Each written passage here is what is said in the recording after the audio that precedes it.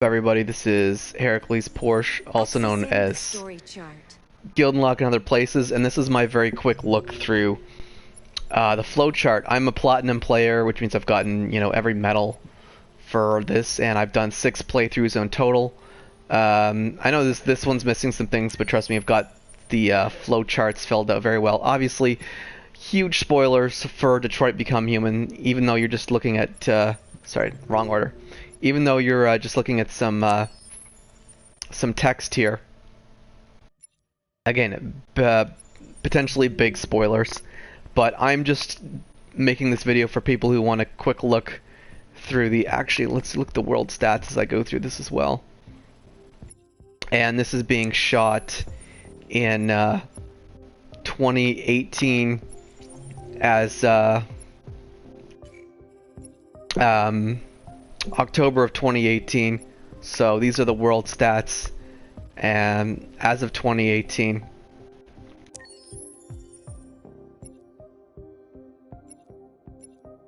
And forgive the sort of random start there, but yeah, so yeah, as I said, I've played through this game 6 times. I'm a platinum player, which means I've grabbed every single medal, and even with that, even with the enormous amount of time I've already put into Detroit Become Human,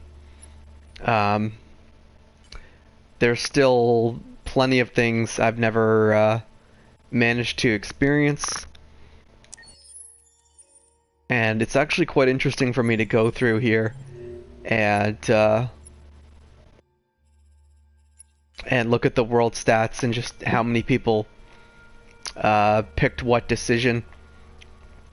And this flowchart is it's like fairly well filled out. A lot of the decisions I haven't made are like either screw up decisions or decisions where I have to wait around or something.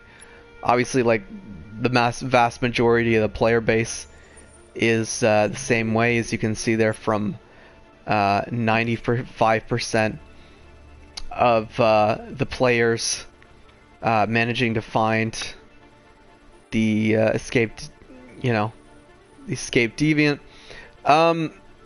I'm doing this like a quick look through all the different flowcharts this time.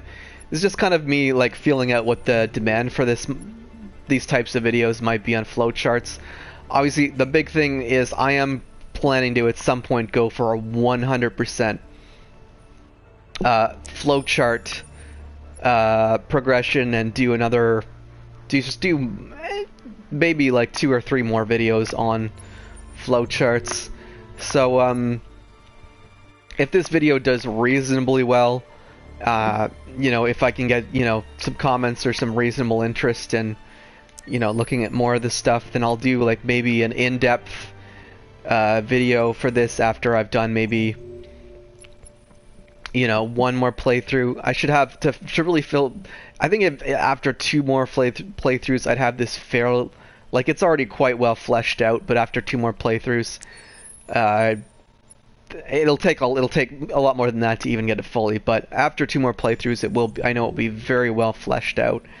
I'll probably what I need to do is I'll have like a playthrough where I intentionally screw things up, because a lot of the decision trees I haven't gone down have to do with intentionally screwing things up for the characters. That part that was blocked off that you just saw, I think that was from Car dying early on. But yeah, and I would like to go through this a bit slower, so I should be meaning I meant to do the world stats there. I'd like to do one where I go through everything a bit slower and really give people a chance to look around, talk about the story as it progresses and everything. Yeah,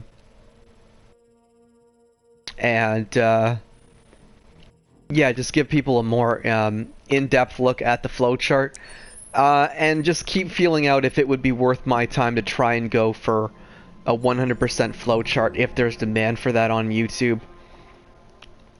But I feel like this is a pretty strong start. I mean, platinum player, 6 playthroughs. This will give people a pretty good look at how things can play out. Obviously, some chapters like that are pretty straightforward, and They're there isn't a lot to them. Others are really elaborate. You can really easily miss things either just by not looking around or because you need just multiple playthroughs to do every possible decision tree.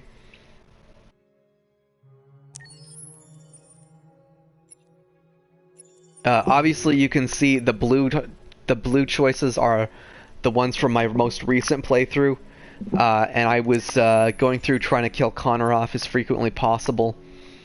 Zlatko is definitely one that's going to be a pain in the arse because it's just so elaborate. The bottom part of the tree you can see there is spoiler that's from when Kara gets reset. A lot of the non-taken paths again are from major screw-ups. This one's a pain in the ass because you've got to do lots of hiding to do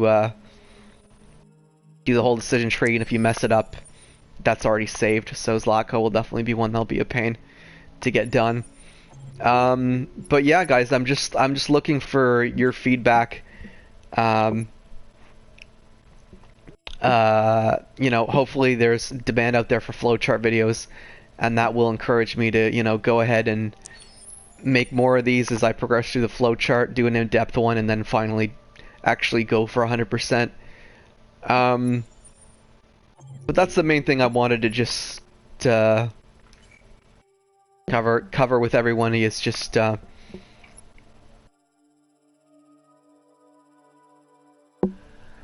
excuse me.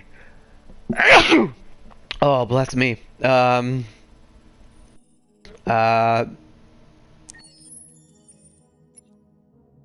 you know, that would be really good because there are a lot of questions I can't answer in a quick video. Like, for other players who are trying to fill out their flowchart, even though I haven't got mine full, I think there are, or who are just players who are just interested in looking at different ways play out and need a more thorough explanation as I'm going through this.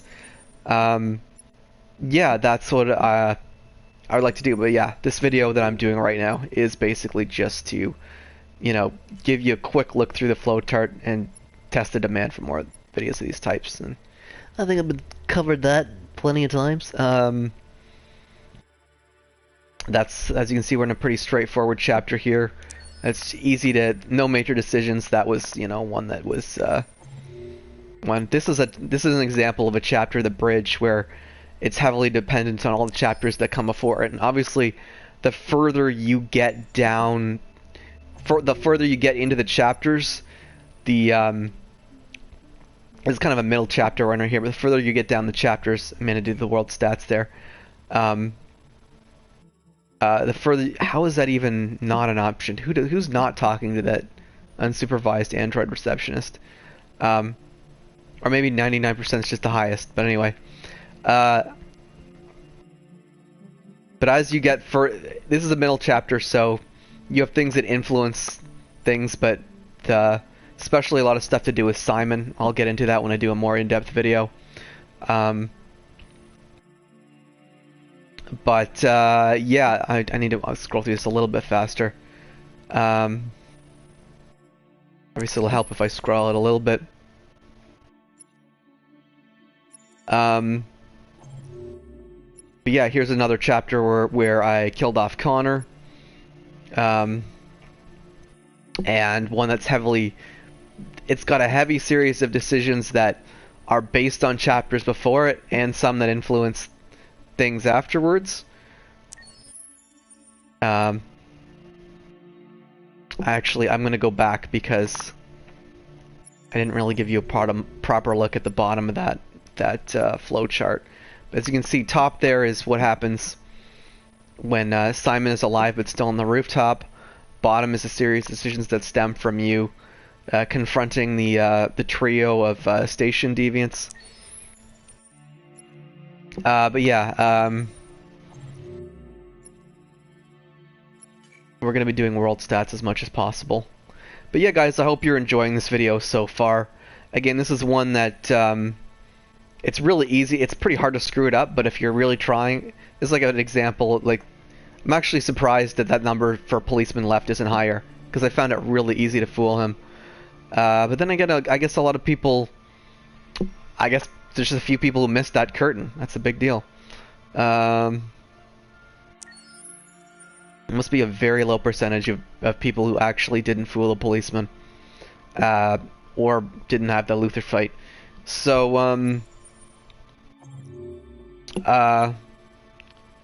we're going through here. As you can see, more decision trees I haven't gone down, mostly comprised of screw-ups.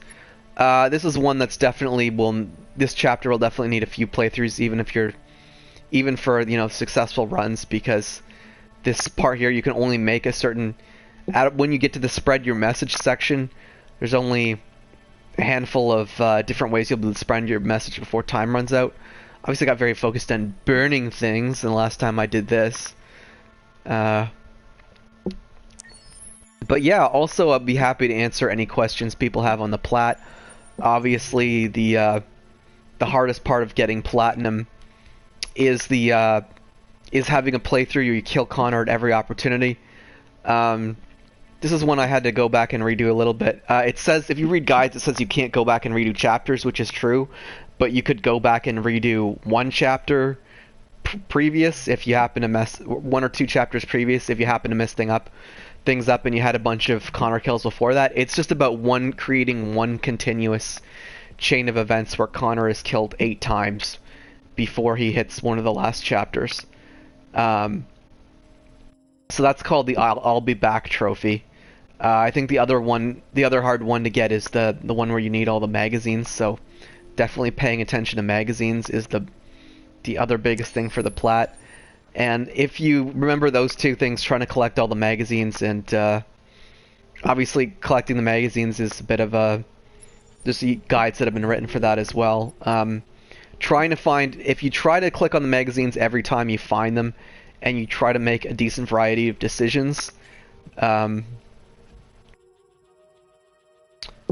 that's 84% of players who ended up in a relationship with North.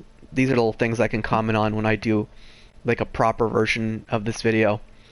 And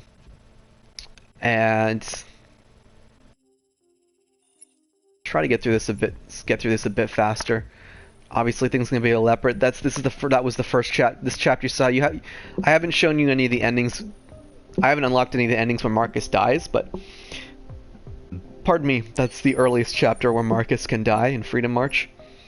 Obviously, Kara can die a whole lot sooner than Marcus, which is, I think, relevant to one of the secret endings, probably.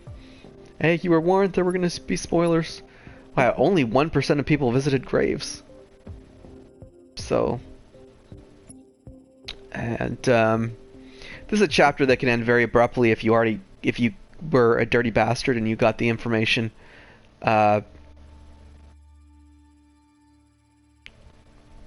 off Kamsky for Jericho. And some big things can happen in this chapter, like Hank can quit the Force. Obviously a very elaborate chapter.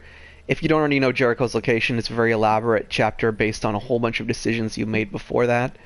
So this is probably, but as you can see, just by killing a lot of the deviants and being good with the interrogation, I've filled this out pretty well after 6 playthroughs.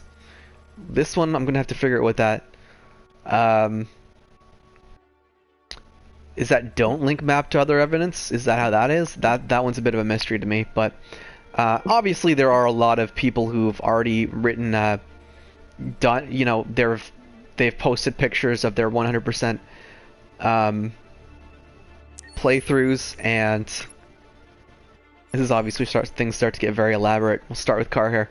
They've already posted the pictures of their 100% playthroughs, and they've written guides for it, but no one's done it in video. Not a lot of people seem to have done it for video form yet, so that's why I feel like, in spite of the fact that there have been guides written, you know, with pictures and everything, there could still be quite a decent demand for a video that goes into flowcharts. This is one of the first things I can think of where I'm missing significant parts of the flowchart. How would Jericho not be under attack?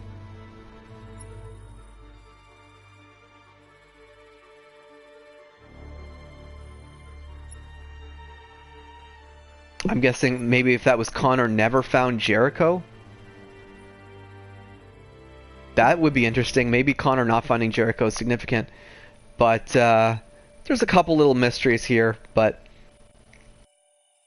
they're going to be solved, and hopefully other people's interest will, encourage me to go for that 100% playthrough.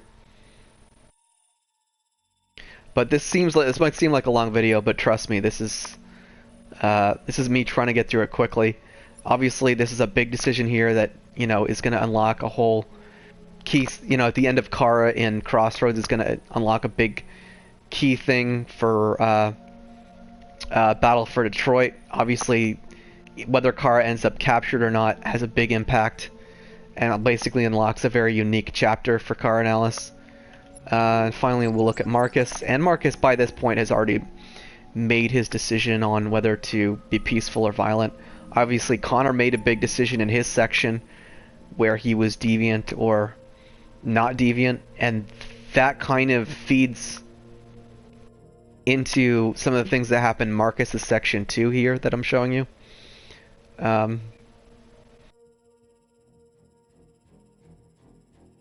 So it's kind of interesting to see when I have these really rare outcomes like Connor killing Marcus. But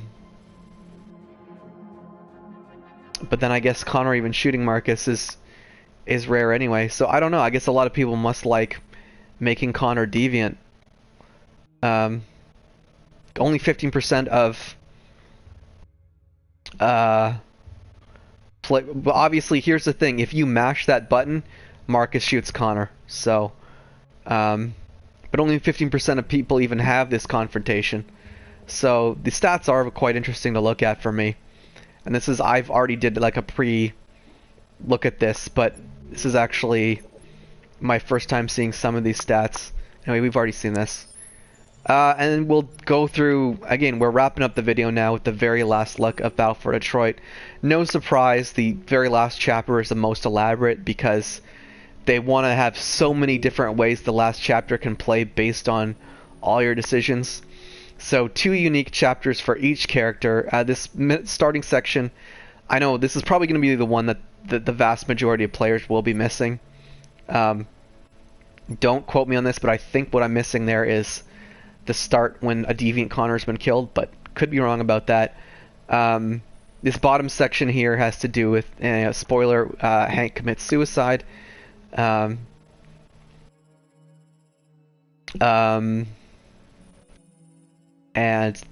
if you've reached this section and you've already killed Connor 8 times, you've got you've got his trophy, which is the main things people will need for plat, aside from the magazine things. And this is the completely different chapter that is based on Connor going deviant. Looks like some of the bits I'm missing are like screw up bits, and I've done that chapter like good 3 times, but I've always been kind of wanting that one to succeed, so that's why some stuff not filled out. Again, yeah, the stuff I'm missing is, the intentional screw-ups have been, a lot of that's what's not filled in. So this is actually out of all this is the most distinct. Oh, sorry, I meant to do the world stats there. The most distinct because, did I do the world stats on these ones? I actually have a 0%. That's interesting. So I would have to be a very tiny margin of players who ever saw Connor get killed by Captain Allen towards the end of the game.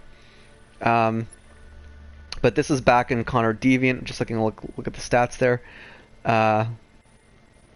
Obviously, there's 2 different results where the androids woke up. Obviously, the difference between them is one has Hank alive, one doesn't. So this is where Connor. This is one of the unique chapters for Kara. One of the 2 unique chapters for Connor where she escapes. But there's even this is a really sophisticated because there's even a sub-unique section based on whether well, you have to get to the bus in time, and B, you have to decide to not hand over the tickets. And then you end up at a very unique section of At the River, where it's more or less a guaranteed tragic ending for Kara and Luther and Alice. The best ending I've gone for a couple times, and this is one of the ones you'd need if you were going for the Survivors trophy. Whereas Kara and Luther and Alice all get to Canada happily ever after. You can get that in a violent playthrough where Marcus is doing a violent playthrough, but definitely pacifist is, requires less sacrifice and is easier. That's Marcus's decisions influencing Kara's decision. I know it's a very elaborate the way things tie together. So this is a tragic ending chapter when Kara's captured and she has to go through a horrible ordeal. And again, if Marcus has a violent revolution, that even comes into play midway through this chapter. And it says Kara and Alice survived, but I've had this ending even with Luther alive, so still trying to work out how that plays into it. So this doesn't mean that this here doesn't mean that Luther's dead. Again, it's a very rare ending. And my first ending was this one. Kara, Luther, and Alice were killed, which I guess is a very rare ending, so I was a bit unlucky there in my first playthrough. So here's the violent. This is Marcus choosing violent at the end of the game. This bottom section, there's a couple ways to get to that where Marcus is dead and North ends up as the leader of the revolution. Believe it or not, there's like two different distinct ways to reach that. A lot of the blanked out sections are me screwing up the fight. Obviously this section here, there can be a big confrontation with Connor and Marcus at the end. And the assault was successful can feed into the tragic ending for Kara. And finally, ending this off on a bit of a lighter note, this is the ending to the peaceful demonstration.